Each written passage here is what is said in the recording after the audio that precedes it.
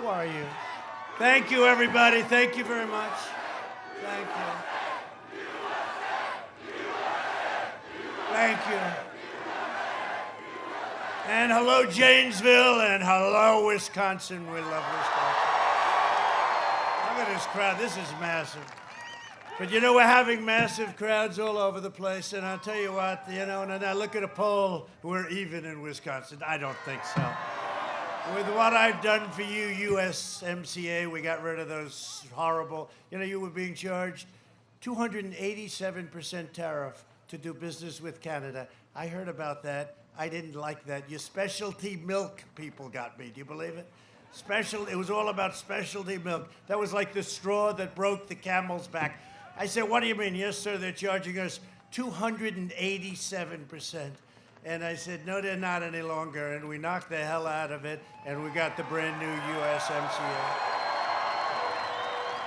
And Sleepy Joe can't do that. It's not in his vocabulary. That I got. He has no idea what we just said. He's sitting in his basement right now watching us. He has no idea. And I hate to do this to you. I was having a great hair day, and then I heard you had 40-mile-an-hour winds. I'm looking. And I said, all right, give me the cap. I don't do it often. But now I'm looking at that beautiful sight. Is that beautiful? Now, as beautiful as that is, OSHA, as beautiful as that is, I don't know that I'd want to be those people right in that little corner. Look at that. You know, I think it's magnificent, but I'd get out of there. But they have no fear, do you? You have confidence in Trump. Yeah, we get good equipment. Good equipment. It's great to be back in Wisconsin with thousands of loyal, hardworking American patriots. Thank you very much. It's a great honor. It's a great honor. And we're doing great. We're doing really well. I wish you'd have a Republican governor because, frankly, you got to open your state up. You got to open it up. You got to open it up. Get back to school. I'll tell you what, you know, we had a little problem in Florida. We had a surge, and then it went away, and they opened it. But we had a problem, big problem in Texas. We had a surge. They opened it up. It's all opened up. Arizona, they had a surge. It's all opened up. And our country is opening. And I'll tell you what, when you look at our numbers compared to what's going on in Europe and other places, but we're doing well. We're going to have one of the best economic years we've ever had next year. One of the best we've ever had. 17 days from now, we're going to win the state of Wisconsin, and we are going to win 4 more years in the White House. And by the way, early voting begins on Tuesday, so get out and vote, okay? Now, we've had great success in your state, and I've been very good to you likewise with the ships. You build good ships, you know that, right? A lot of other states wanted that contract. I probably lost some states because of it, but we gave you the big contract. And honestly, I went to the yards. It's incredible what you do. This is the most important election in the history of our country.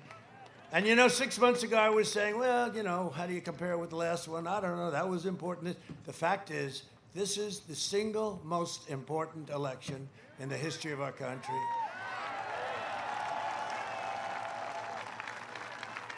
And Sleepy Joe Biden's made a corrupt bargain in exchange. You saw the bargain he made in exchange for his party's nomination, which he shouldn't have gotten because if Pocahontas got out one day early, I'd be running against Crazy Bernie, which would have been okay too.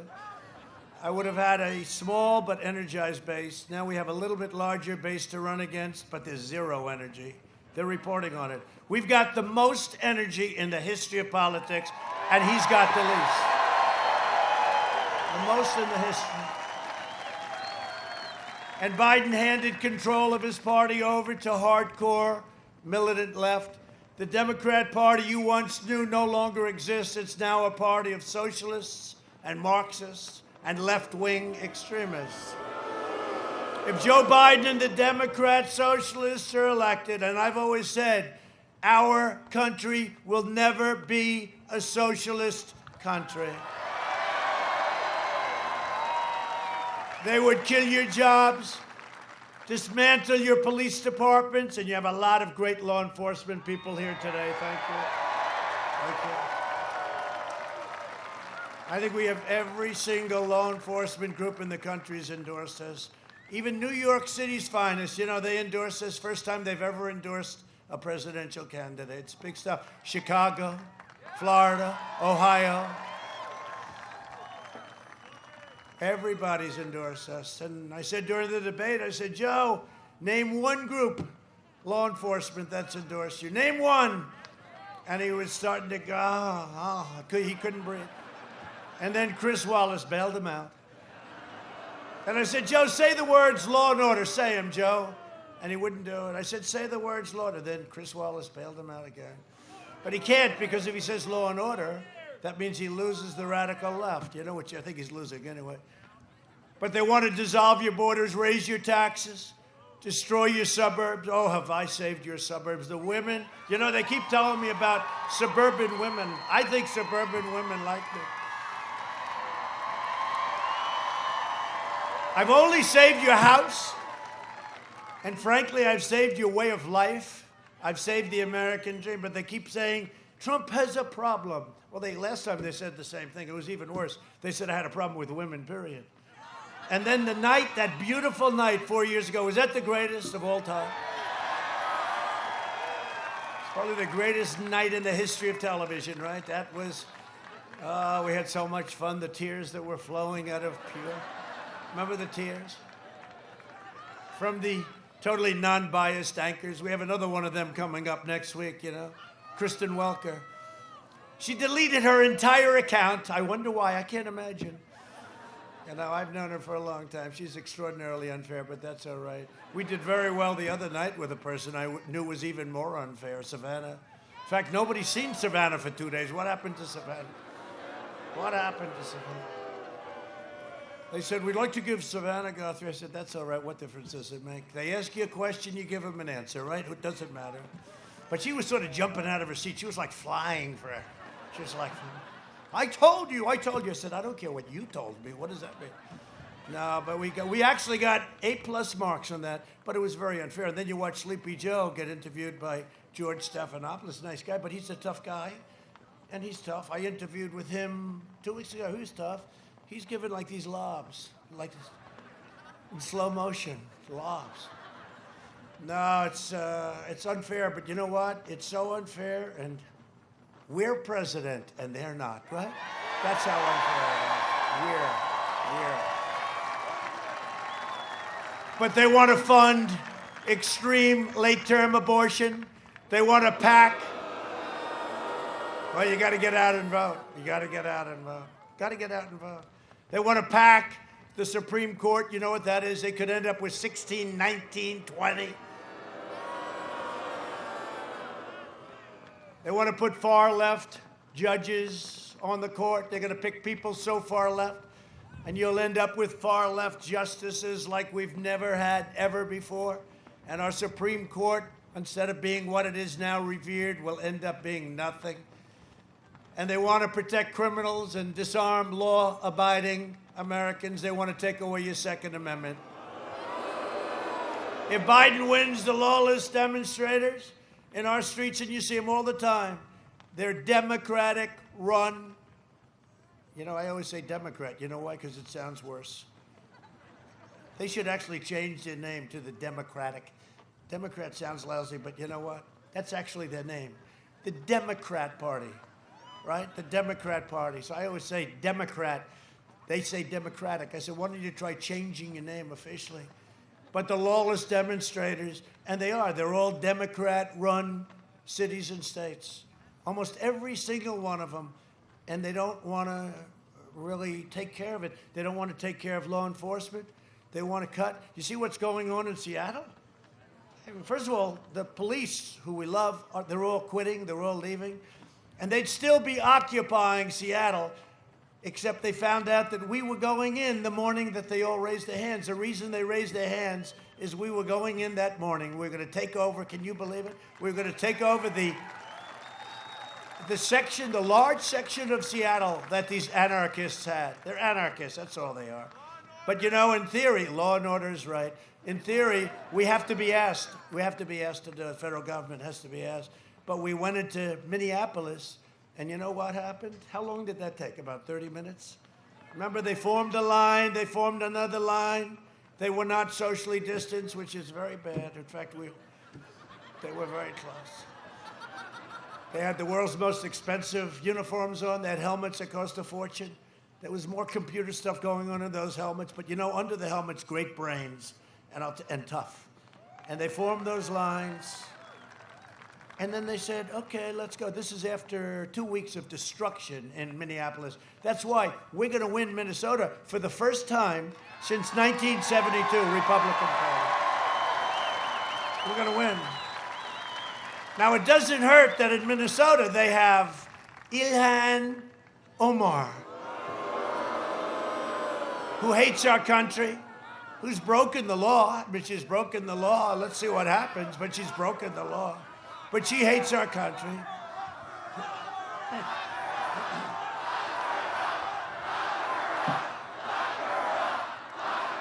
No, we're going to win. We're going to win because of what we did with Minneapolis. We saved Minneapolis.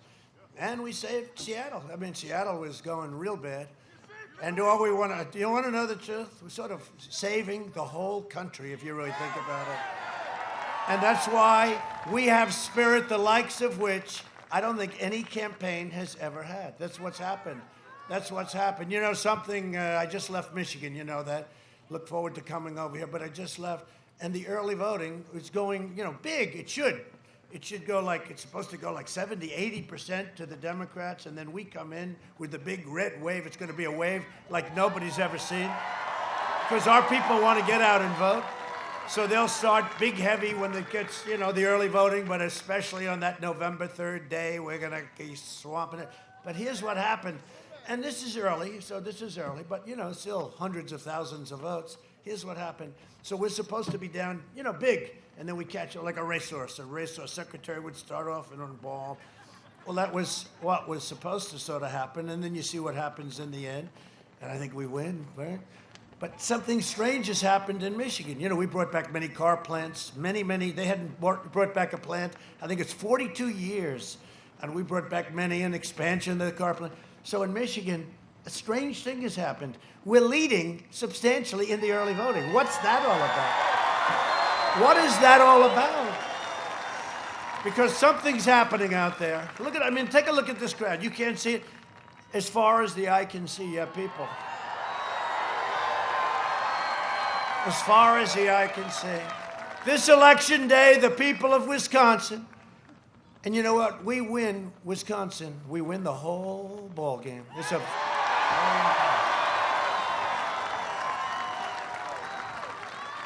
What the hell do you think I'm doing here on a freezing night with 45-degree winds? What do you think? Think I'm doing this for my health? I'm not doing this for my health. I'm doing it for that.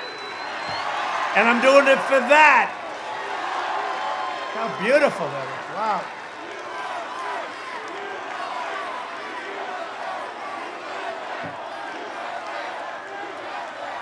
Thank you.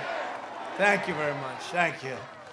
But this election day, the people of Wisconsin must stop these anti-American radicals by issuing Sleepy Joe Biden. He has no clue anyway. Look, let's not kid ourselves. He's shot. Okay, I don't care.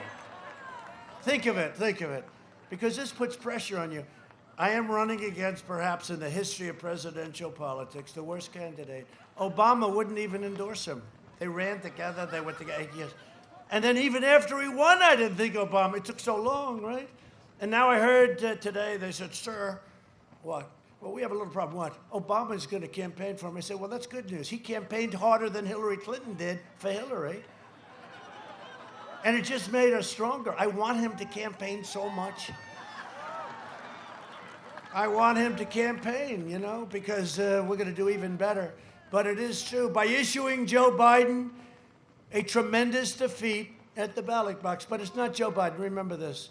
It's a radical left sick ideology. Okay? An amazing poll just came out. 56% of the American people, Gallup poll, right, say that they're better off today than they were 4 years ago under the Obama-Biden administration. And that's a record. And think of what we're saying. And by the way, that's a record, 56% of the people. And that's during, and we're rounding the corner. We got the vaccines, all that, but even without it, we're rounding the corner. You'll see it. We're rounding the corner. And we have unbelievable, the vaccines are unbelievable. And frankly, except for a little politics, but we have unbelievable vaccines that are coming out real soon. And the therapeutics are unbelievable. And the cures, excuse me, I'm here.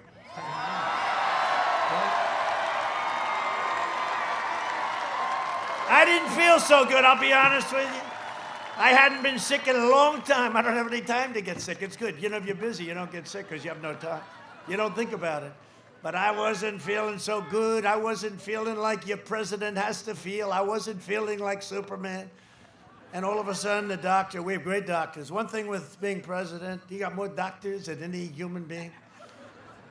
I'm lying down in a bed. I got 12 doctors from Johns Hopkins Hospital, University, great people. All great. I mean, talented, great people. And they love their president. They love their country.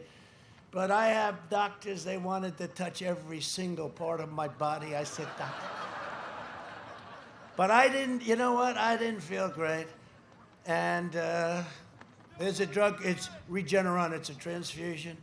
And all I know is the next morning I felt stronger than I wanted to get out there, and I wanted to make new trade deals for your jobs, and I wanted to do a lot of things.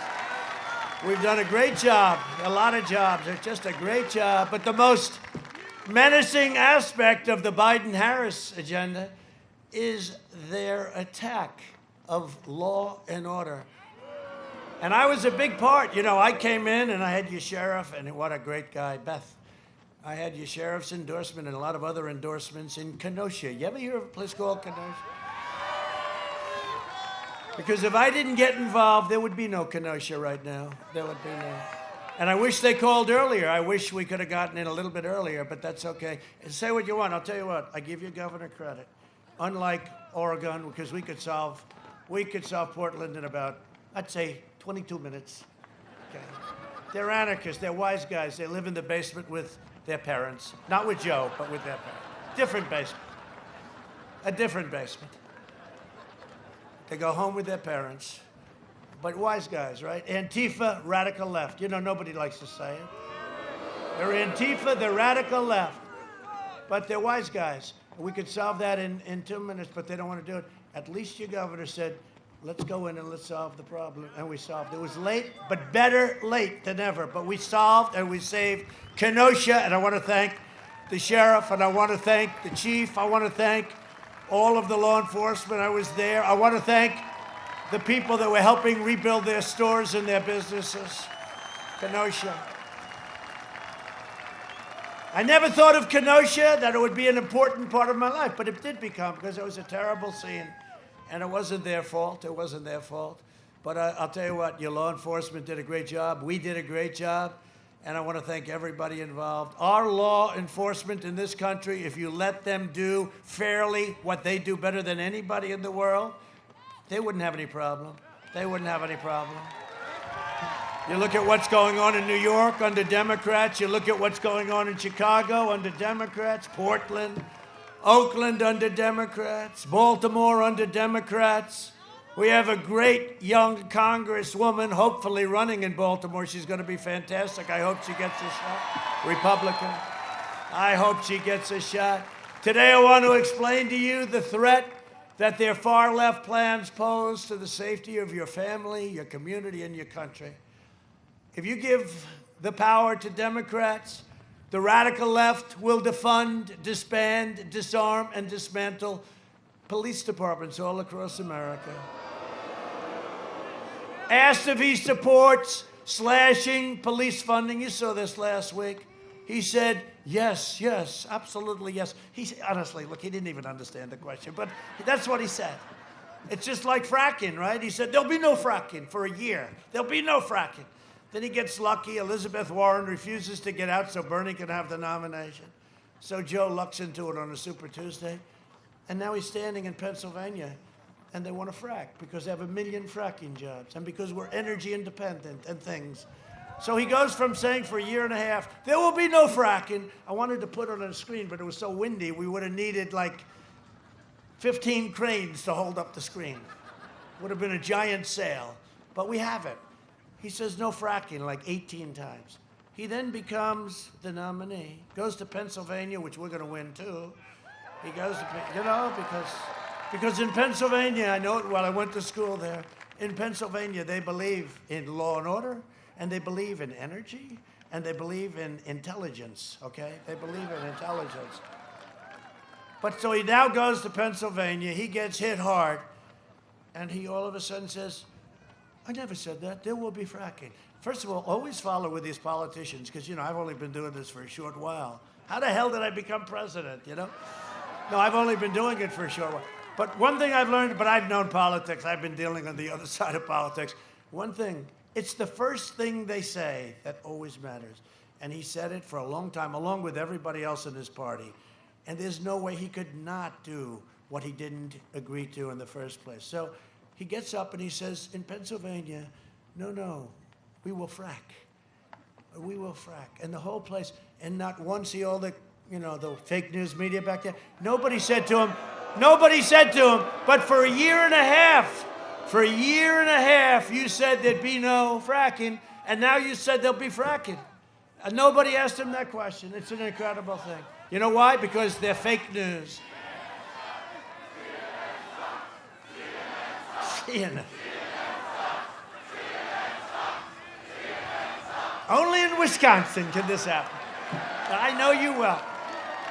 As long as I'm president, we will never defund the police. We will strongly defend our police. And I will always stand with the heroes of law enforcement. I think I'm endorsed by every law enforcement group all over the country, beyond the country. I get world endorsements. It's the craziest thing. I said, I never knew I was that militant.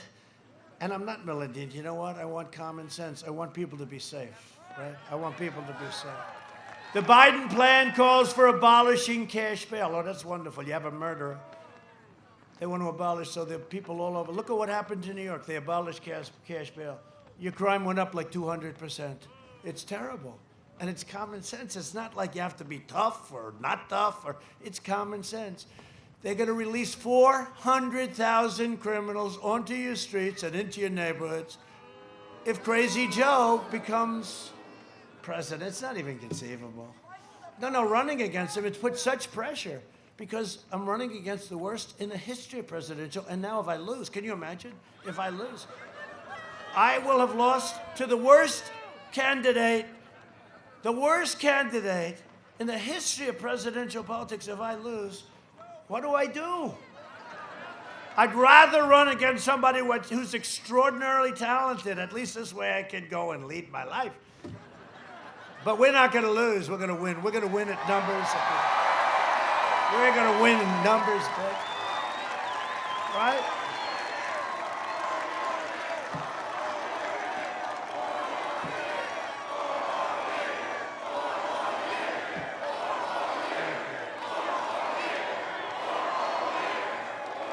Now, that's why I can't lose. That might be the second most important. You know what the first most important is? Because we're going to make America greater than ever before. That's what the first. Their plan also includes disarming law-abiding citizens, namely taking away your Second Amendment. Think of it. While turning the entire country into one giant sanctuary for criminals, illegal aliens, including those charged with rape, assault, murder, killing. The wall is almost built. I am very proud of that because any guy, being a developer, you just learn how to do it. But we had an entire, very powerful party. That's all they have. They have two things. They have a very powerful Democrat Party that always sticks together. They don't have any of these rebels that we have in the Republican Party. I call them stupid people. Okay. I call them stupid people because they play right into the hands. But the Democrats really don't have that. They have two things. They stick together like you've never seen. They are smart and they're vicious. Like, let's impeach him even though he did nothing wrong. They're vicious. They're vicious. Now, what we have is we have much better policies, like How about we want a strong border? They don't want to have a border. They want to have open borders, right? We don't want sanctuary cities. We don't want to protect criminals. We want jobs. We want low taxes. You know, we have a lot of good things, but I tell the Republicans all the time, a lot of people say have a lot of influence over the party. You say you got to get tougher. You got to get, you know, only fairer, but you got to get meaner, but you got to get tougher because they play a tougher game. But we have these rebels and all of, you know, they think they're hot stuff. By the way, they usually end up outside of politics in a very short time. We make sure of that. For the entire summer, Biden was silent as radicals, anarchists, arsonists, and vandals rampaged through Democrat-run cities in Minneapolis, Chicago, New York, Seattle, Portland, and other places. Biden called them peaceful protesters. Remember the guy on CNN? He's standing there and he's saying, this is a peaceful, his hand is shaking. This is a peaceful. I have no idea. It's Ali Velcher. You know, I have a really good Ali Velcher. Shaved head, right? Shaved his head. I'm thinking about doing that. That way I don't have to worry about that. I don't have to worry. You know? He shaved. No, he shaved it all off. He doesn't have to worry about, How does it look, darling? How does it look, First Lady? How does it, darling? You're the most handsome president. I said, First Lady, am I the most handsome president ever? Yes, absolutely. I said, who could top me? Well, she said, well, JFK was good looking, but nothing like you. Nothing like you, darling.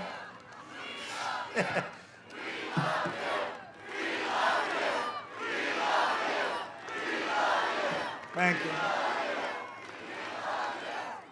Now you go home and you see this crazy CNN. Fortunately, their ratings are terrible, which is great. But you'll see them say, Donald Trump said he's better looking than JFK. You'll see. They're sick people. They got a lot of problems. But fortunately, they're not doing so well. Earlier this month, rioters laid waste to suburban residential neighborhoods just outside of Milwaukee. Biden will appease the rioters and the looters and the anarchists, and I'm having them arrested. You know what we're doing. We're having them arrested. And you know, when they knock down statues, you notice that's very much stopped, certainly with federal statues. A little thing happens. It's amazing how quickly it stopped.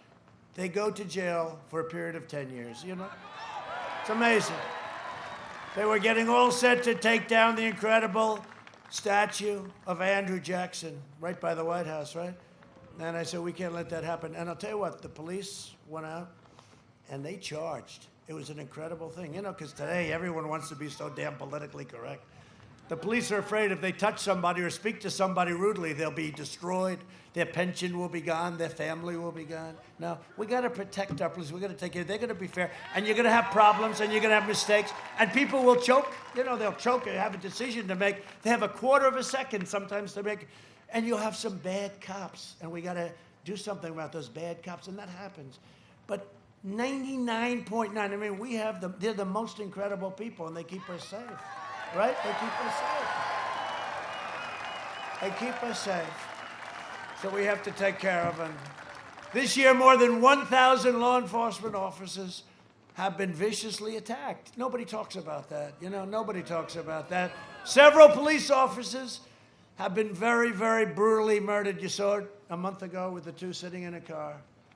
And it's, I mean, that's just a horrible thing. The anti-police rhetoric of Joe Biden and the Democrat Party is really what causes a lot of this, too. But it puts police officers in harm's way. It really puts them in harm's way. We can't let that happen. Biden referred to police as the enemy. He just referred the enemy, quote, quote, the enemy, and vilified them as an oppressive, racist force.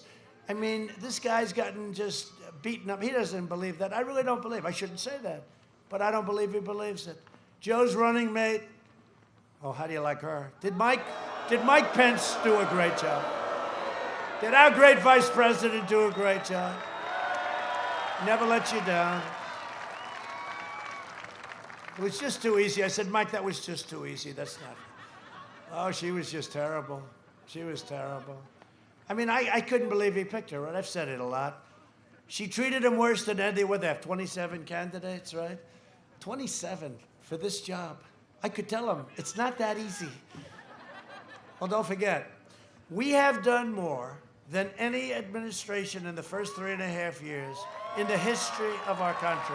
We've rebuilt our military. We've cut more regulation than any other administration by a factor of a lot. And we all did this. We have more federal judges by the end of the first term than any other administration. In fact, percentage-wise, the only one that has more, there's only one president that has more percentage-wise, not the number, because we'll have 300, maybe even more than that by the end of the first term. But there's only one president that has a higher percentage than I have. Do you know who that is? George Washington. Give him a hat. Give him a Make America Great Again hat. We'll say Make America Great Again hat. Again. We made it great again, and now we're going to make it great again because we had to close it up, save 2 million lives, and now we're opening it up, and we're doing record numbers, and you'll hear. Joe's running mate and America's most liberal senator, Kamala Harris, recently urged their supporters to donate to a fund that bailed out the rioters who did so much harm and even physical damage to people, but damage in Minneapolis. And they wanted to bail him out of jail, and she was heading up a group to get him out of jail, and including a really bad attempted cop killer. He attempted killing a policeman. 13 members of Biden's staff donated to the same fund. You know, by the way, they talk about fundraising, right? I'm good at fundraising. I could be the greatest fundraiser in history. I'm the president of the United States. I'm like a really smart guy like you are. But I'll tell you what, well, think of this. If I wanted to pick up a phone and call Wall Street, say the big firm, say, yeah, I got to raise X dollars, they'll do it everywhere. I mean, it's so easy. It's so easy. I could have more money. The problem is, if you do that, what happens is when they call you in 2 months, 3 months, 4 months because they need something, you got to take their call and you got to do it. So Biden is raising a lot of money because they're promising all these things to all these people. Now, I have a much better platform because I am the president, right? I could raise money, and then the fake news goes out and says, you know what, we're doing great. We're doing great on the small donors. The small donors, like $61 a piece and stuff. But I could raise more money than anybody in the history of politics. But I don't want to call these people and say, do me a favor, the head of Goldman Sachs. I don't want to say, do me a favor, all these people. Nobody could ever raise money like me. I just don't want to do it because it puts us all, meaning us. I did this for us, not for me. Believe me, I didn't do it for me. I lost a fortune. This job has cost me billions of dollars. Billions. They don't like to say that. Billions of dollars.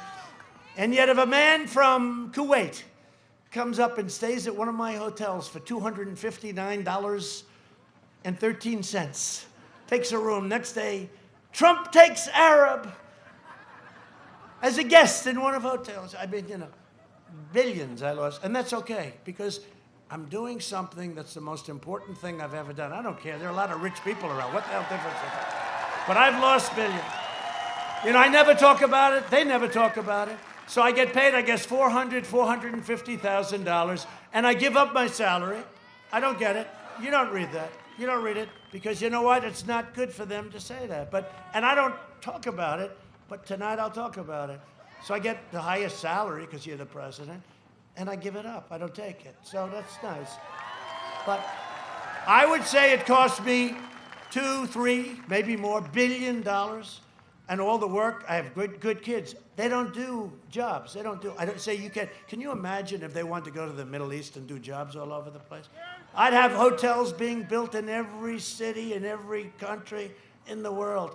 And I have great kids, and they're ambitious kids. They'd like to do it. I say you can't do it. And by the way, there's no legal reason you can't do it, but there is a big reason psychologically. You cannot go to Saudi Arabia and all these different places that we protect and we do all these things and that buy a lot of our planes and a lot of our everything.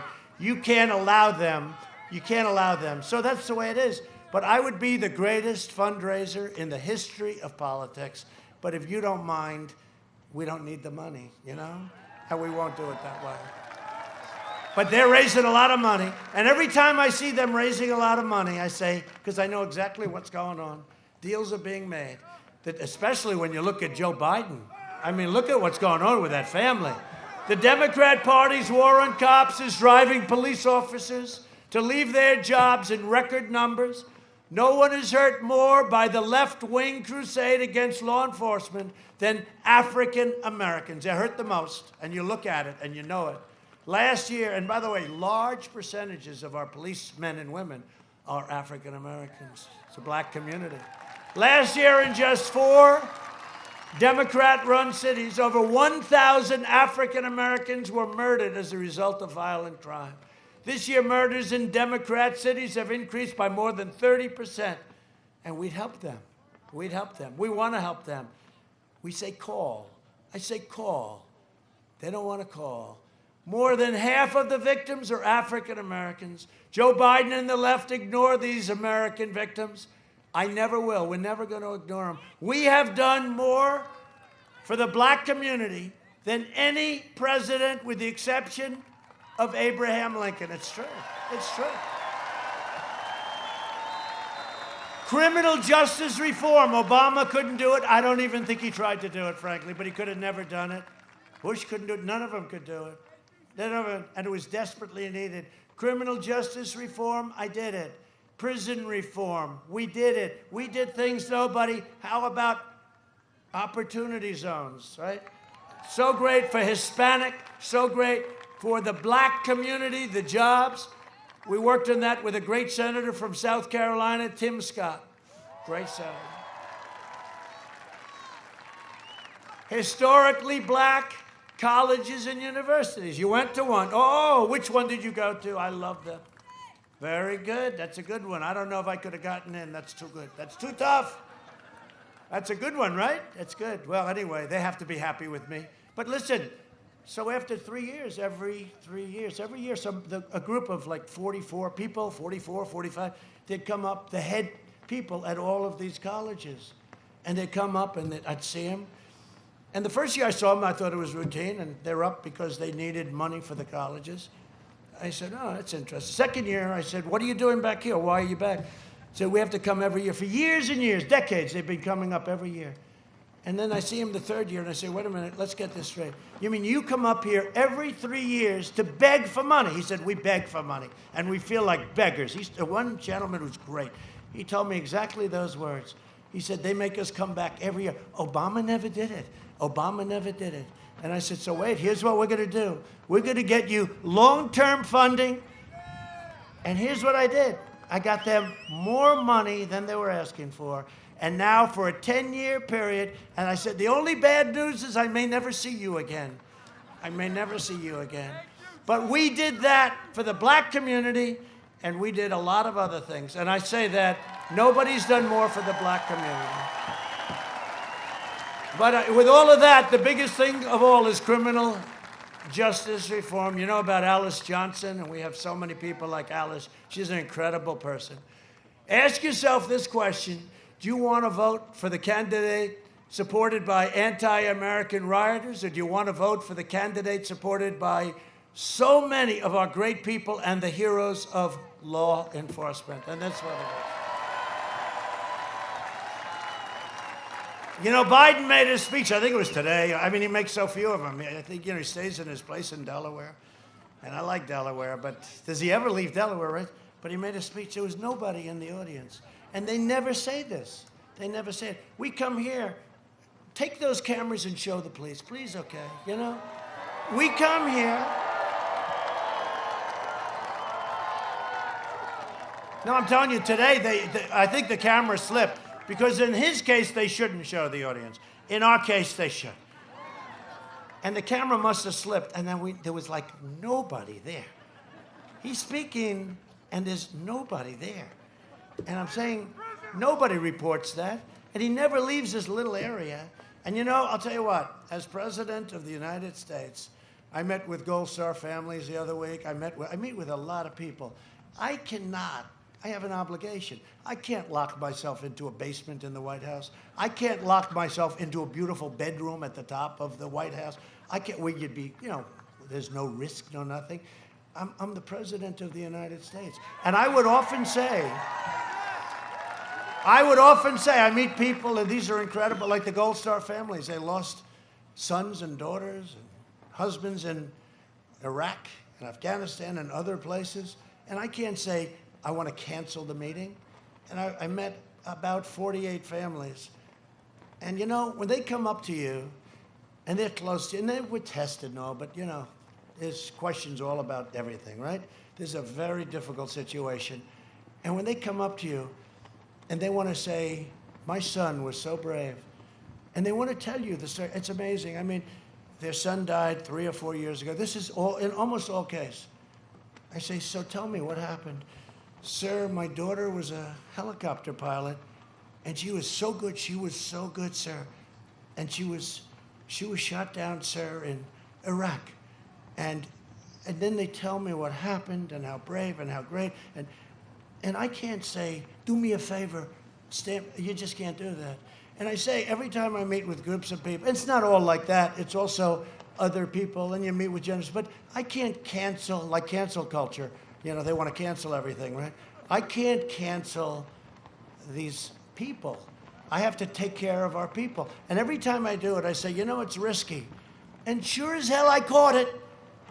And now I guess they say I'm immune, so you can... I'm immune. And I got better fast. I can now jump into the audience and give you all a big kiss, the women and the men. I'll even kiss the men. I'll kiss those big, powerful men down there. I won't love it, but I'll kiss them. Anyway, so no, it's, you know, it's an incredible thing, but I have an obligation. I can't say, somebody said, why did you do this? Why did you do that? I said, because these meetings are so important to people. And you're the president, and I can't do that. And what happened, and I always said after, I said, boy, that's risky, probably, I guess. But, you know, whatever it is. And really, I got really well taken care of. And I really believe that this therapeutic or this cure, it was incredible. And, you know, we're going to make what I had available to everybody free. Free.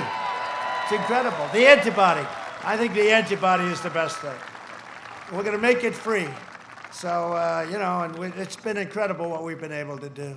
If you support our police, if you stand with the heroes of law enforcement, then you must defeat the Democrats on November 3rd. You have to do it. You have to do it. And by the way, you know, I hate to say it. I got a little briefing. I've been here before, as you know, but I got a little briefing on the area. You know, this is a Democrat area, but it's a Democrat area that really likes Trump a lot. And a lot of us are really great workers, and the workers like me. You know who doesn't like me? The heads of the union, they never like me. You know who does like me? The people in the union, they like me. But I'll tell you, this is largely, you know, a lot of Democrats. And many people in this audience are Democrats, but they're Democrats are going to vote for Trump. And we do great here. We do great here. And I appreciate it. And I take care of our workers, and I take care of jobs. And China will not get away with what they got away with. They're not going to get away with it. Not going to get away with it. We just finished an incredible trade deal. In fact, 2 weeks ago, the largest order of corn in the history of our country. The largest order of soybeans in the history. The largest beef order, cattle, the beef order. And there's all of that's good, but you know what? Not the same. It's not, does that make sense to you? It doesn't mean what it would have meant had they not put us through. Because they stopped it from going into China, but they didn't stop it from going to the rest of the world, including our country, Europe, the rest of the world. So, so you Democrats, some of, oh, by the way, just seriously, without a big deal, I'm just curious. Raise your hand if you're a Democrat. Seriously, it's just interesting. I'm going to do a poll. It costs nothing, right? I like these polls that cost nothing. You know, they do a poll. It costs $1 million. They interview like 12 people, right? Then they wonder why their polls are off, you know. We've interviewed 253 people. They oversample Democrats by 28%. Trump is down 5. I said, yeah, but you're interviewing mostly Democrats. You ever see that? I guess there must be a legal reason why they have to put it. But they oversampled by 18, 20, 21%. How about last election? So I was down in all 9 places that I had to win. That wasn't a good feeling, you know, wake up. How are we doing? Well, you're down in all 9 places. By the end of the evening, I won all 9 places, you know? Right? Think of that. Other than that, they did a great job of polling. They even had me believing it for a while. But what I didn't believe, because we had a lot of spirit 4 years ago, and by the way, nothing like we have now. This is far greater. You know, this is still 17 days out, and you know, it sounds like very little, but that's a lot. That's a lot. Normally, a crowd like this would be like for the night before for a candidate, one-time shot. We have this all over. You had to see what we had in Pennsylvania, in Florida. We were in Florida. We had, I think, 41,000 people all over. We were in Atlanta. We were in, we just got back from Georgia. I mean, it's like this, but the spirit, we have much more spirit now than we ever had 4 years ago, and we had a record.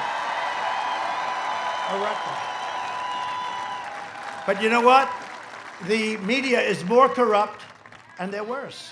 The media, it's not really Biden, because, you know, you can't have, she was tougher, she was smarter. Look, Hillary was a lot smarter than Sleepy Joe, let's not kid ourselves. She was a better candidate. Well, I don't know, look, you know, we'll see how it all turns out, right? What's a better candidate? It's a better, but she was much sharper, she was much smarter, but it's not that. The media has become crazed, and the big tech companies have become crazed. They won't let the fact that we caught him in a total corrupt deal, they won't let the news get out. They won't let, and in all fairness to Fox, I have my own problems with Fox, but at least Fox is letting it out. And I'll tell you who's incredible. A newspaper called the New York Post, the oldest paper in America. It's the 5th largest paper in America, and they are all into finding out about all of this. Joe Biden, forget about the family, Joe Biden. Yeah, I mean, it really is, right? It's really corruption, but it's Joe Biden corruption. So we're thrilled to be here with some incredible people, and you're going to be joined by a man, and I mean this too. You know, I say, oh, everybody's wonderful, and then half the time you can't stand them, but you got to say it. But this guy is wonderful. He's one of the smartest people in the Senate. A lot of people don't know that. See, I know that because I do a lot of very complex things. And there aren't a lot of people that understand, but he understands. And nobody understands finance better. But now what he's doing on, he's the chairman of Homeland Security. What he's doing on corruption is unbelievable. And I am very proud of your state for a lot of reasons. But one of the reasons is that you have a senator named Ron Johnson. Where's Ron? Where is? Come here. Come here. Come here. Come here, Ron. Would you get him up, please? Get him up. Come on, Ron. I got to get him up. He deserves it. He deserves it. Come on, Ron.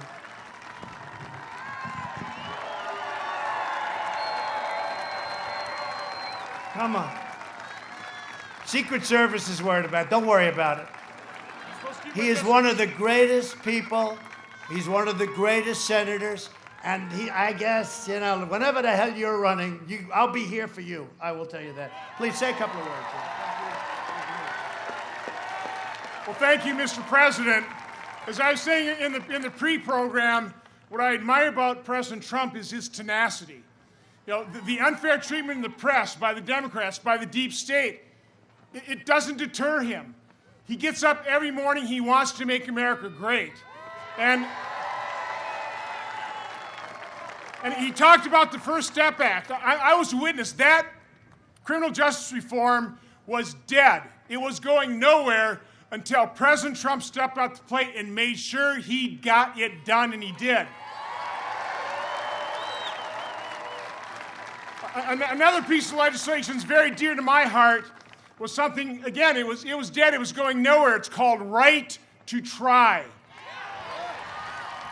And Mr. President, I will never forget, in that State of the Union address, you started talking about this bill that I'd been championing, and you hadn't said the name yet. I'm going, I think he's talking about right to try. And all of a sudden he goes, we have to pass right to try. And I don't know if you saw me spring up like a jack-in-the-box. But again, that is President Trump's leadership. He doesn't get credit for it.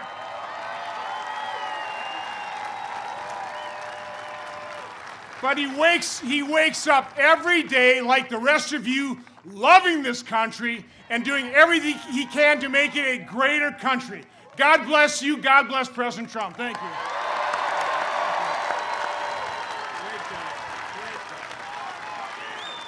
He's a great guy. Don't lose him. Ron, when are you up next year? Next time, 2 years, right? Don't lose him. I'll be here, Ron. I'll be fighting for you. No, he's really a great guy, and I'm glad you came up, and I'm glad to have you here, Ron, and really, we're very proud of you. We have some warriors with us and people that have been with us through the fake impeachment hoax. That was one of the great hoaxes. And don't forget, we have done, and Ron understands that better than maybe anybody, we've done more in 3.5 years than any administration, first 3.5 years, than any administration in the history. He mentions right to try. That's where a person is terminally ill and they can't get a medicine that looks real good, but it hasn't been approved because it has to go through this long process, which we've cut in half, by the way. But they can't get. So now they sign a document. And, you know, it was very complicated, but not for me. It wasn't complicated. I said, you take the liability away. But we had problems with the insurance companies because they didn't want. We had problems with everybody, including the country. They didn't want to get sued. So people would go all over the world. If they had some money, if they didn't have money, they'd go home and they'd just die.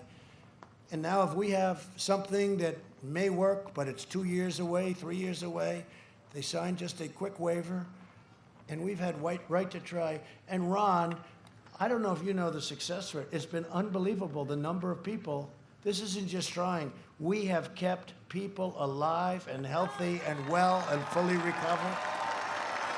You know, it's a very great thing. And I could never understand it because for years I said, why wouldn't they give somebody who's terminally ill a drug? And because they say, we don't want to get sued because they'll get sued, you know, the family will sue or something happens. I mean, I understand it all, but we got it done. They signed a waiver, but we got it done. And the effects, and you know what else happened? Side effect that nobody thought too much about?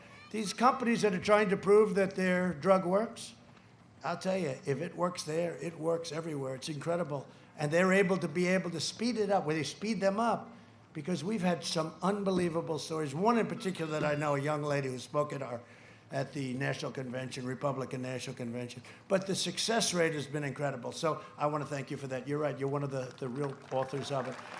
We want to also thank Glenn Grothman. Glenn has been incredible. He's been from the beginning by me, and I want to thank you, Glenn, for what you've done. A young, beautiful gentleman, Brian Style. Hi, Brian. What a job he's doing. What a job. This is your deal over here, right? This is good. This is it. Keep him happy, I'll tell you. It's a big future. Thank you very much for being here. And everybody knows Darren LaHood. Darren, thank you. Great job. Warriors. Warriors. You really are. You're all great. Wisconsin. You're producing good in Wisconsin. What can I tell you? The Wisconsin GOP chairman, Andrew Hitt. Where is Andrew? Thank you, Andrew. How are we doing, Andrew? Going to win this state? We've got to win it. We got to win it. By the way, I wanted to ask, before Ron Johnson interrupted me, so who is a Republican here? Just raise your hand. Okay, that's a lot. Seriously, don't worry about your hand. We all love you. Who is a Democrat here?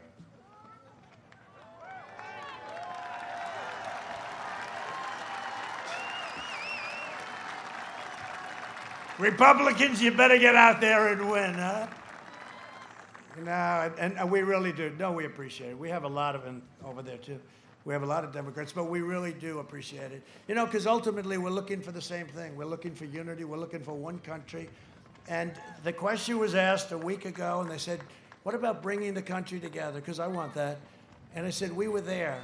Before the China virus hit us, we were there, and we were getting calls because the success was bringing us together as a country. We had the greatest employment numbers. We had the greatest African American, Hispanic American, Asian American, women, people with a diploma, people without a diploma, people that graduated first in their class at MIT, everybody.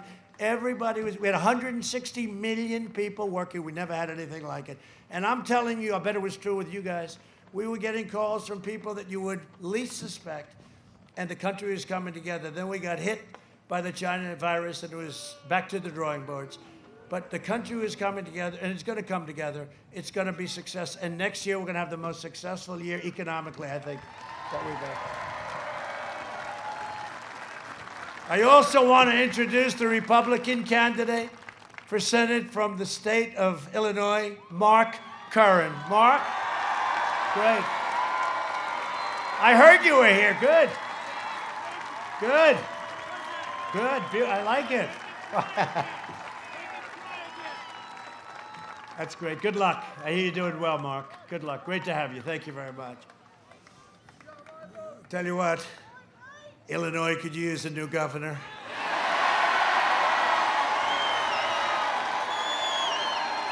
That guy doesn't know what's happening. They got to open up that state. They got to open up that state. Kids have to get back to school. You know, Barron had it, right? They said Barron Trump, my boy, my very tall young boy, he's very tall. But Barron Trump had it, and they said, sir, he tested positive. And like about 9 seconds later, how's Barron doing? Oh, he's all better.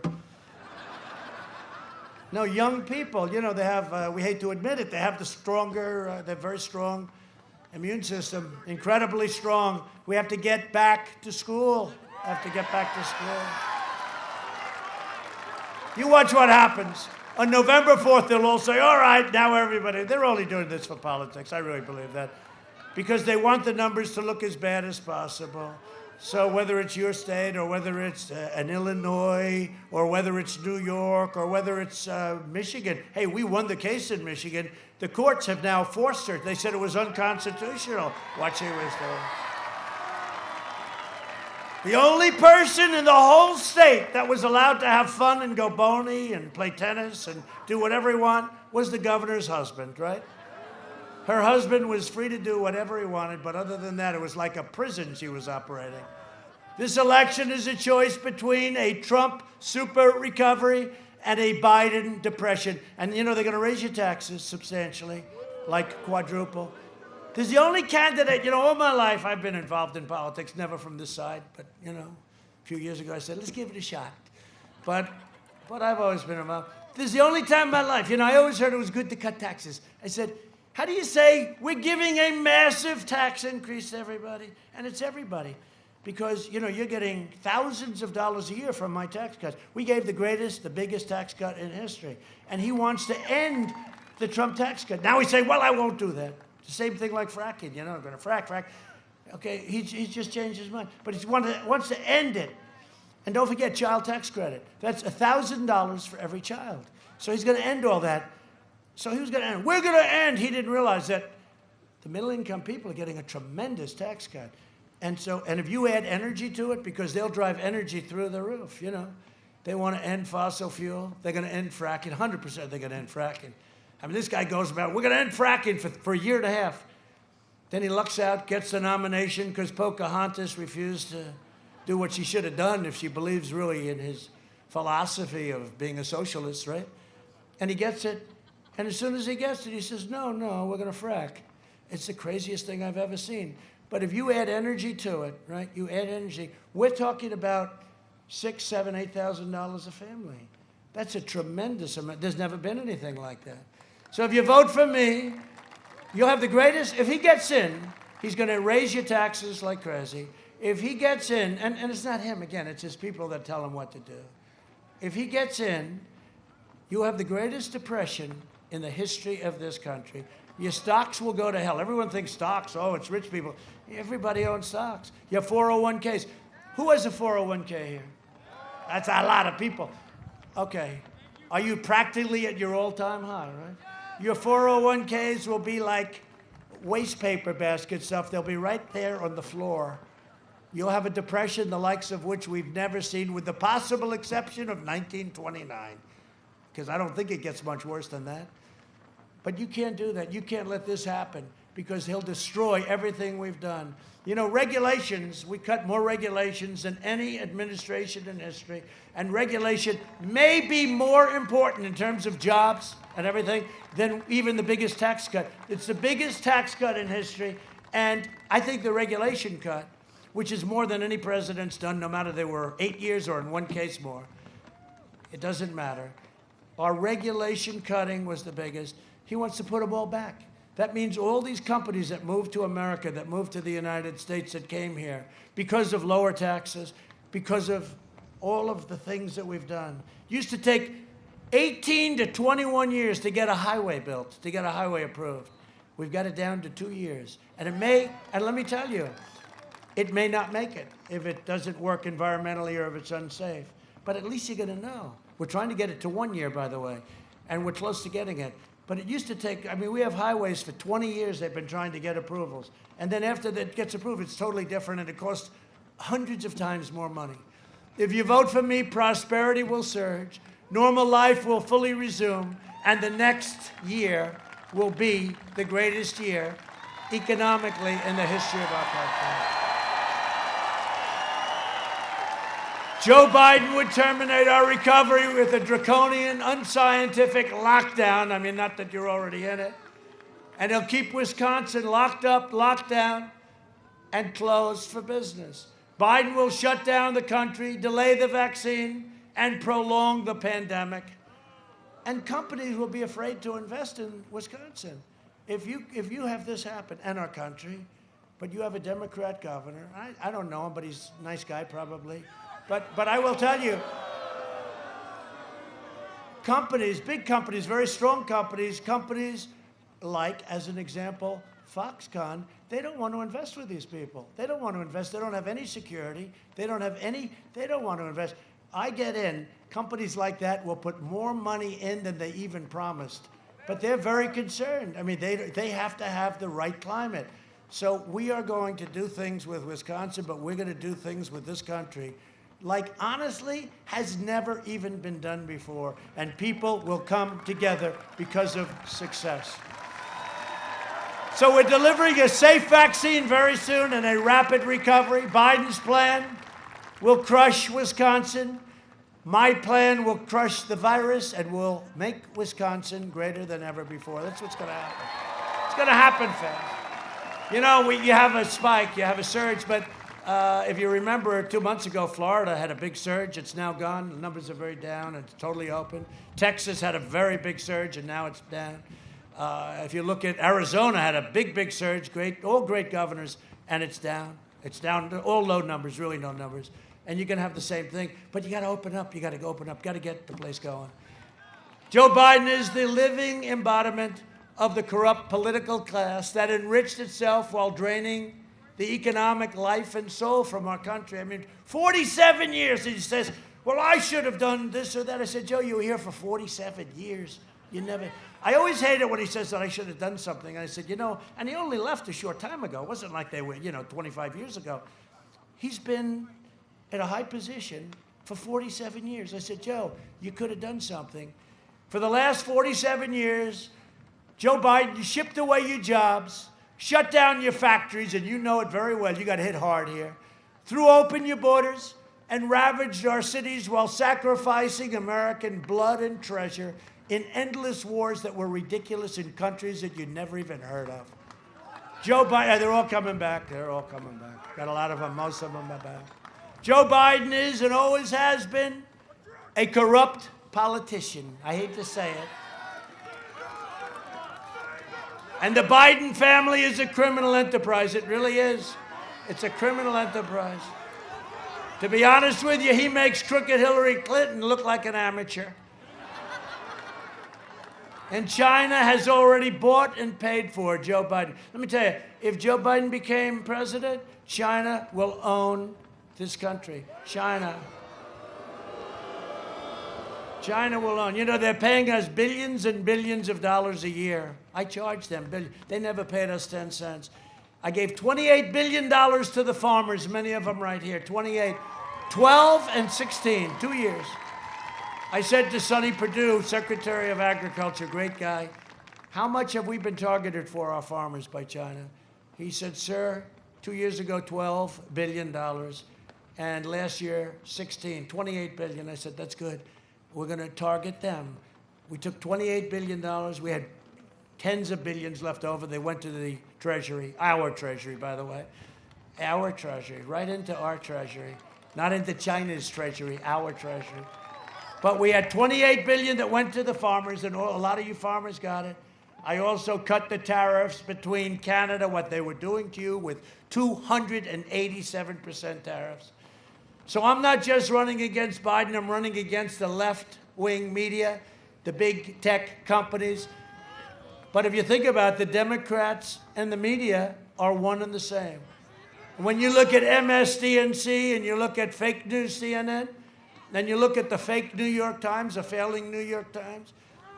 And the good news is, look, well, I don't even call it good news, but when someday I leave, whether it's in 4 years, 8 years, 12 years, 16 years.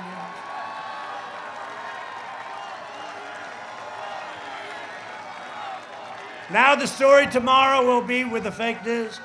He is a fascist. He wants to take over. No. But when, at some point, I leave, they're all out of business. They're going to go out of business.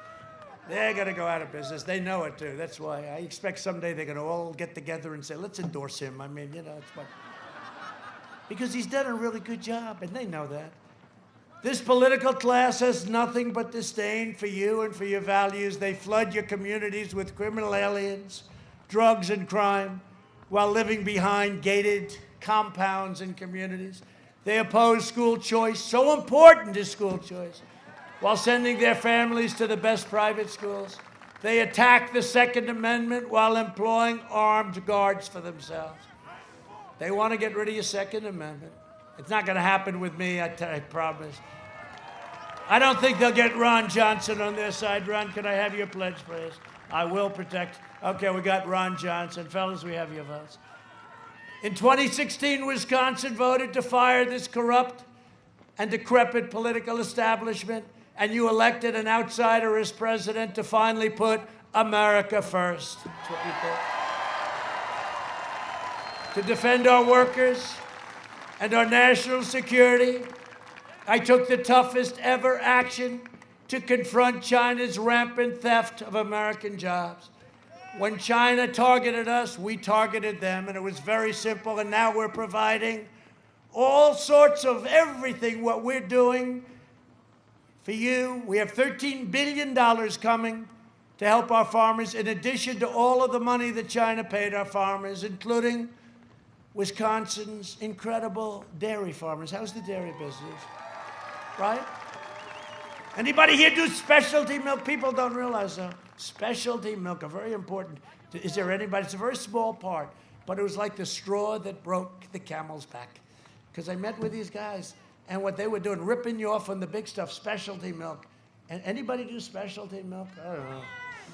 It doesn't, you know what? It's so small, but when I heard it, it was like 287%. Well, those days are over. When the Wisconsin timber industry was threatened, I imposed tariffs on dumped foreign goods and subsidized products, saving your timber jobs. And we have a long way to go. We can save a lot more. We got plenty of timber. I always say, why the hell are we taking in timber from other countries? We have it all over the place, right? And if they ever managed their forests in California and other places, you wouldn't have these forest fires. And part of that is cutting wedges. You know, you have to cut wedges, and all that stuff is sold. We have so much timber, and I don't know, I guess we're just nice people doing it from other lands, right? But we're doing good with our timber. We saved our timber jobs. If Joe Biden gets in, the radical left will shut down Wisconsin timber production forever. You know, they don't want to let you touch a tree. If you happen to touch a tree, they want to put you in jail for the rest of your life. I also issued brand new regulations to ensure American workers are first in line for jobs. We want American workers to be first in line. Biden will allow his donors to bring in a flood of cheap foreign workers and wipe out your middle class. We don't want that happening. Under my leadership, we achieved the most secure border in U.S. history.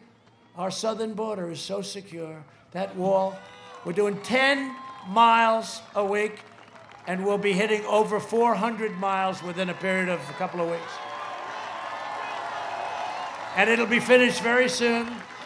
And by the way, Mexico is paying for the wall. You do know, they keep saying, so finally they said, well, all right, he's built the wall. Let's not talk about the wall anymore.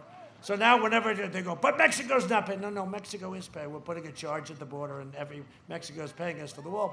But Mexico's been great to us because they have 27,000 soldiers all along our southern border. And I want to thank the president of Mexico, who happens to be a great guy. And they do have a big COVID problem. This is a good time to have a wall because, you know, we have that wall and it is not penetrable. It is just not. Remember they used to talk about, we don't need a wall, that's obsolete, right? They wanted drones, little drones flying all over. You know what the drones would be good at? With cameras on them, so that we could watch all the people pouring into our country. Right? They wanted drones. Remember crying Chuck Schumer? You know Schumer? He cries anytime. I've known him all his life. I've never seen him cry. But when he wants to get on camera, he cries so much. Crying Chuck, I call him. You know, because he feels so sad. He feels so sorry for people. Don't worry about it. He doesn't. But crying Chuck, you understand what I mean. Crying Chuck, what a beauty. Ron looks like this because not a good guy. But Crying Chuck was talking about walls are obsolete. I said, walls aren't obsolete. And he said, no, we need technology, drones. I said, drones aren't going to help you. I mean, they're nice. You know, we have all sorts of attachments to the wall. This wall is technologically very advanced. And drones are fine, but you got to have a wall. And then I said to a group of people, and they thought it was sort of cool, you know, you do a computer today, you do a chip, you do anything today, it's obsolete in about 19 minutes, right? We've just developed a new computer, it's the greatest thing ever. 3 weeks later, somebody does a better one, right? It's a horrible business. That's why I like real estate. You buy a good piece of land, it's good. I like it better. Simpler, right? But you know what? Everything's obsolete like in 15 minutes, except for two things. And you know what that is. I've been telling you, right? A wheel and a wall. In 1,000 years, you'll come back. And the only two things that you'll have that are very modern will be a wheel and a wall. Look at the wall they built over there. They took trucks and they put them together because they don't want any criminals coming in here. So that's a wall. If they had a drone circling up there, our great Secret Service, I think our Secret Service would be, who are the bad guys and who are the good guys? So look at that. They built a wall.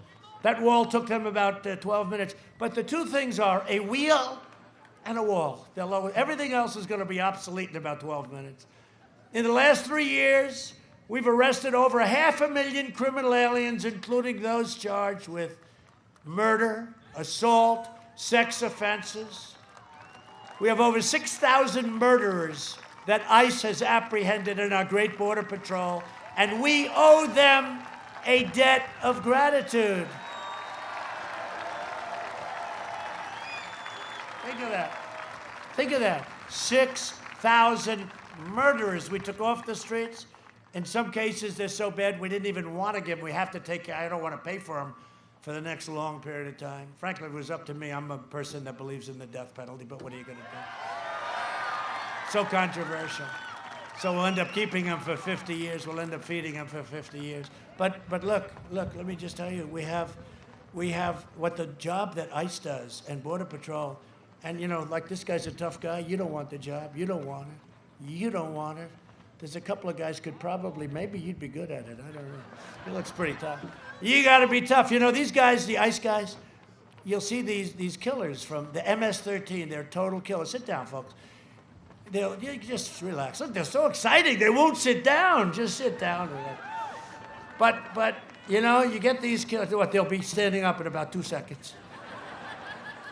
Well, that's a compliment, right? It should be a compliment, right? It's very nice. I appreciate it.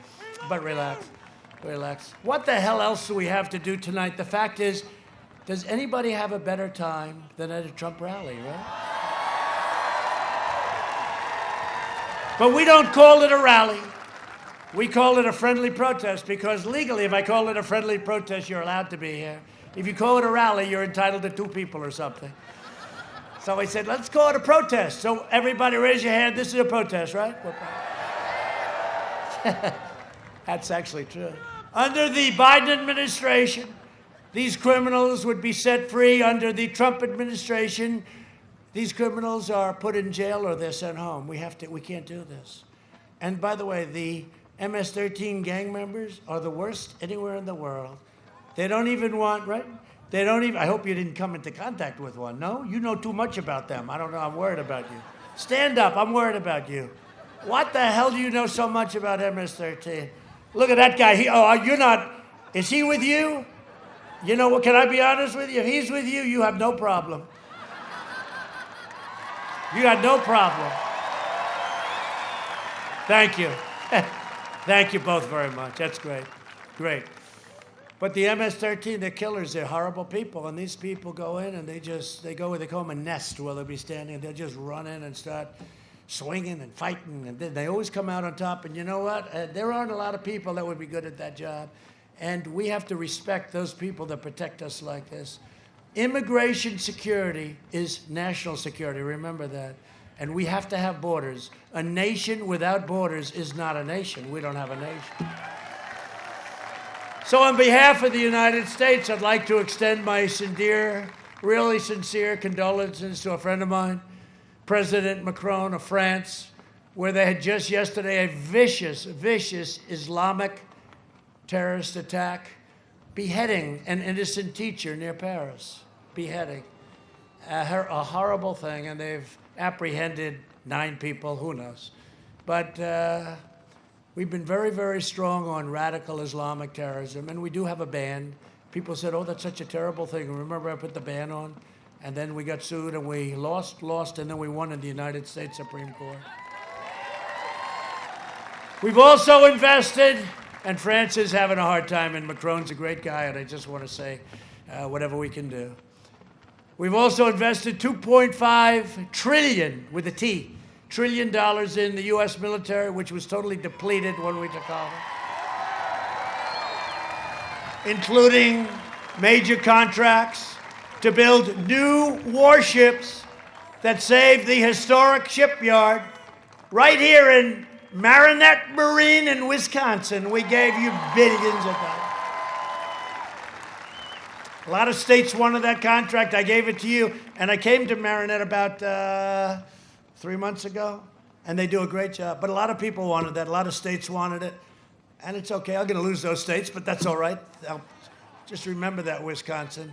But we gave it. It's a lot of jobs. It's actually a very big contract that gets bigger. But they do fantastic work. I looked at what they were doing. Incredible, talented people. And you would have lost that shipyard. That's a big yard. You would have lost it. But we saved it, and we've done plenty. We launched the first new branch of the U.S. Armed Forces in nearly 75 years, the Space Force. And I withdrew from the last administration's disastrous $150 billion for nothing, plus $1.8 billion in cash, Iran nuclear deal. And if and when we win, the first call I'm going to get is from the head of Iran, and he's going to say, let's make a deal. You know, Ron, their economy, their GDP went down 27%. They're dying to make a deal. I said, look, you want to really see the election, because you're not going to be in a position. You got to see the election. The first call I get will be them, and then I'll tell you the other calls, but I better not, because I'm going to just make the deal harder if I do. But plenty of other nations are going to be calling, because they're going to want to make deals. I recognized the true capital of Israel and opened the American embassy in Jerusalem. And I also recognized Israel. By the way, every president, for many, many presidents, right? Every single president said they were going to do that. And you went back, how many presidents? Many, many, many decades. And they all said they were going to do it, and they never did it. Because I'll tell you what, it wasn't easy. Once I got to office, the pressure put on your president not to do it was incredible. And I told the story. I didn't take phone calls. I got calls from kings and presidents and prime ministers not to do it. Don't do it, sir. Don't do it. We don't want you to do it, you know. And it's going to be horrible if you do it, sir. It'll cause problems. Then finally I said, I'll tell you what, who's calling? A king. Who's calling? An emir. Who else is calling? Prime ministers, presidents. In one case, a queen. I was thinking about taking her call, but I said, and I said, no. What are they calling about? They want to talk you out of moving the capital of Israel to Jerusalem. I said, really? It's very important. Okay, tell them that I'm going to call them back on Thursday. I had the press conference on a Tuesday. So I said, tell them I'll call them back on Thursday. I look forward to talking to them. I then announced that we were doing it, and we had Jerusalem as the capital of Israel. And then I called back the heads of all these countries. Yes, King, what can I do for you, President of the United States? Well, I wanted to talk to you about Israel, but it's already been announced. Oh, gee, I wish I got to you a little bit sooner. I'm sorry. No, it's much easier than, what do we need? So I got back to them. They were all very disappointed. And you know what? We opened, and it was going to cost anywhere from $1 billion to $2 billion. And I said to my very talented, who is one of the greatest lawyers in New York, David Friedman, a great lawyer, I said, David, see if you can get a piece of land cheap, or a piece that we already own, because they want to spend $2 billion to build this thing. I said, we can do it cheaper. Calls me back 2 days later, sir, we have a piece of land with a building on it. I think we can renovate it for $350,000, and it'll be nicer than the one they want to build. So we did it for $350,000. I actually, first time in my life, I said, David, I've never said this before. It sounds too cheap. Make it $500,000. So instead of spending $1 billion to $2 billion, probably would have never got built. You can imagine the cost overruns, everything else. And this was a better location, a bigger piece of land, a better view, better everything, safer, better part. You know, we got there early. We have the best land, right? That's why I said it. I said, David, no matter where you are, we were always there first, right? If you want a good building, buy a post office. You know, it's always there. They were always there first. But we were there first. I said, we must. And he said, we have a great piece of land, a building. We fixed it. It was an empty building. And it's beautiful. And we use Jerusalem stone, which is a complicated thing, but I won't tell you about it. Very expensive, except if you happen to be in Jerusalem. And it's a beautiful embassy, and it's opened, and now we have the capital. And I'll tell you something. Think of it. Every single president, you go back during their campaign, they used to campaign on it, and nobody had the guts to do it. But we did it. Oh, look at you. We did it, right? Did I do it? And we opened the embassy 3 months later. Can you believe that? Instead of 10 years later, we wouldn't have that thing open for 20 years. I also recognized Israeli sovereignty over the Golan Heights. 52 years they worked on it. I got it done in about 2 hours. And instead of endless war in the Middle East, we're forging peace without blood all over the sand. Okay? And countries are coming in, and they all want to come in. And the fact is, I did more in 47 months than Joe Biden did in 47 years, and it's true. What he did was destructive. And now the Democrats are pushing the most far-left agenda ever put forward by a presidential nominee. The Biden plan would destroy your Social Security and destroy protections for people with pre-existing conditions. You don't know that. They want to spend all their money on this ridiculous Green New Deal for $100 trillion. It's crazy. Just AOC plus 3. A poor student has no idea about the environment. All of a sudden, she's coming up with a Green New Deal. And we will not let them take your cattle. Don't worry about it. Your cattle are next. The cattle are next. Biden vowed to terminate our travel bans on jihadist regions, and he wanted to surge, and they've agreed to this. This is the manifesto, I call it, with Bernie Sanders, crazy Bernie, and surge refugee admissions by over 700%. This is agreed to. Opening the floodgates to radical Islamic terrorism. How's France doing? Not too good. Your state and your country will be overrun and overwhelmed, and it will never happen on my watch. Never, never, never, never, never. Biden wants to ban school choice, the most important thing, school choice, and he wants to end charter schools, which have been so successful, because he's controlled by a group. But with that, some of the most important people on this planet are teachers. Remember that. We love our teachers. We love our teachers. In his second term, I will provide school choice to every parent in America. And you know, when you talk about the black community, the Hispanic community, that's one of the great civil right developments in our country. It's called school choice, right? One of the most important things we can do, school choice, and charter schools, but school choice. A vote for Republicans is a vote for safe communities, great job, just incredible jobs, and a limitless future for all Americans. It's really about the American dream. The American dream is alive and well. The American dream is alive and well.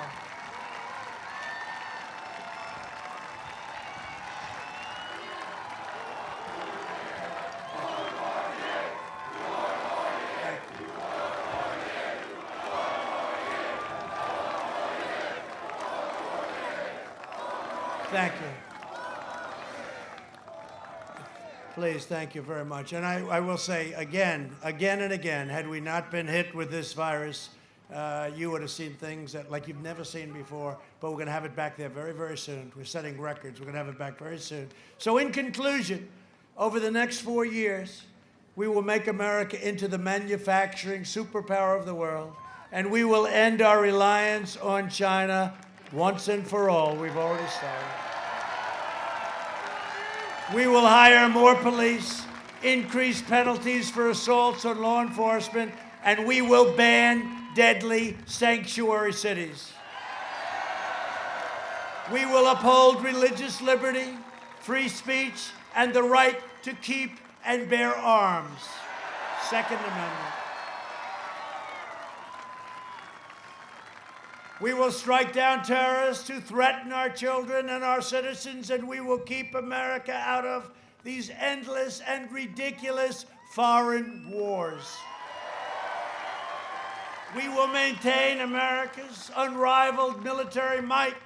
We have the greatest military now in the world. When I took over 3.5 years ago, you know it, in the military, our planes were old, everything was old. Our missiles, our rockets, our nuclear wasn't in the condition it had to be in. You never want to use it. You never want to use it.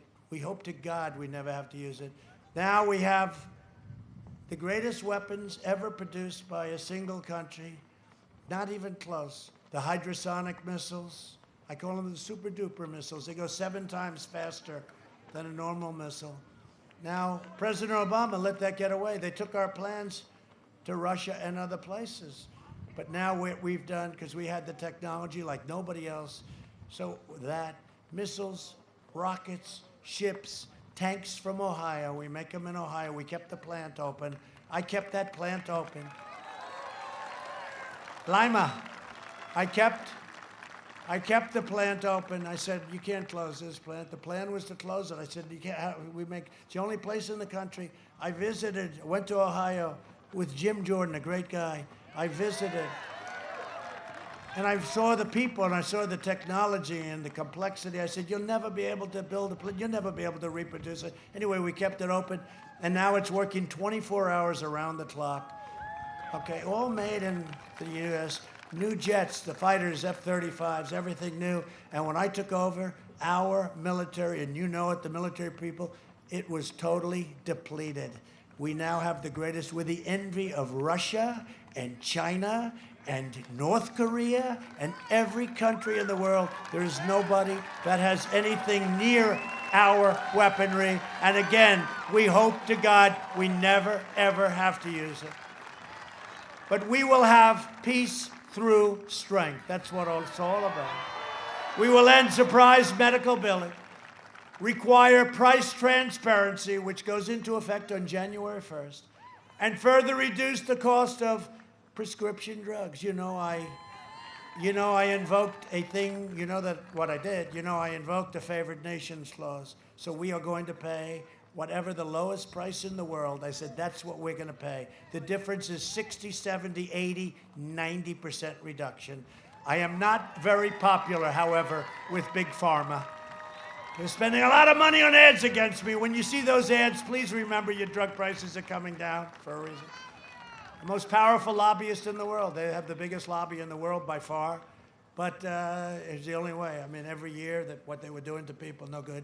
So, or maybe we'll make a deal with Big Pharma along the way. But they are spending a fortune of ads, and that's okay. I mean, people get it. It's going to be the biggest price reduction. You're going to go down 60, 70, 80, maybe 90% in some cases. We will strongly protect Medicare and Social Security, and we will always protect patients with pre-existing conditions. And they won't.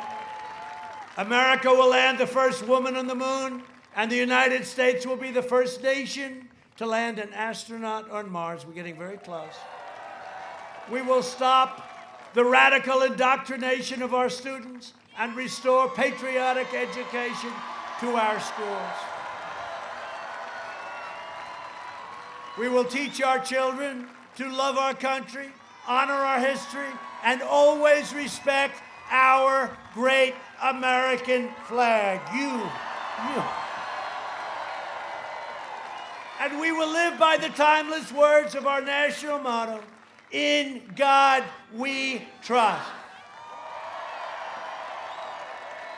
For years, you had a president who apologized for America. Now you have a president who is standing up for America and standing up for the great people of Wisconsin. Get out and vote. So get your friends and get your family. Get your neighbors, get your coworkers. If you have a big, lazy boss, if you have a guy that's 150 pounds overweight, but he's a pretty good boss, but he's a little lazy, say, "Boss, I'm sorry, but you have to get up and you have to vote for Trump." You got to get out and vote. And you can request an absentee ballot today, and if you already have one, return that ballot right away, or just get out and vote. That's what I like. From Madison till Milwaukee, from Oshkosh to Eau Claire. What beautiful names. I love Oshkosh. I love it. You know why? Children's clothing. I love it. I get plenty of it. Right? I know. They're laughing. They didn't know I'm right. I had plenty of it. And from Green Bay to right here in Janesville, we inherit the legacy of Wisconsin patriots who gave their blood, sweat, and tears for our beloved nation. We stand on the shoulders of American heroes who crossed the oceans, blazed the trails, settled a continent, tamed the wilderness, dug out the Panama Canal, laid down the railroads. I mean, think of these things. Think of these things, what we're talking about. Raised up the great giant skyscrapers, won 2 world wars, defeated fascism and communism, and made America the single greatest nation in the history of the world. And we are making it greater than ever before. That's what's happening. Proud citizens like you help build the country. Now you help build this incredible country. And together we are taking back our country. We are returning power to you, the American people. With your help, your devotion, and your drive, we are going to keep on working. We are going to keep on fighting. And we are going to keep on winning, winning, winning. We are one movement, one people, one family, and one glorious nation under God. And together, with the incredible people of Wisconsin, we have made America powerful again. We have made this country powerful like it's never been. We have made America wealthy again. Our stock market is just about at an all-time high. Look at your stocks. Look at those 401ks. How would you feel if it went down by 100%? It's going to only go up. We have made America strong again. We have made America proud again. We have made America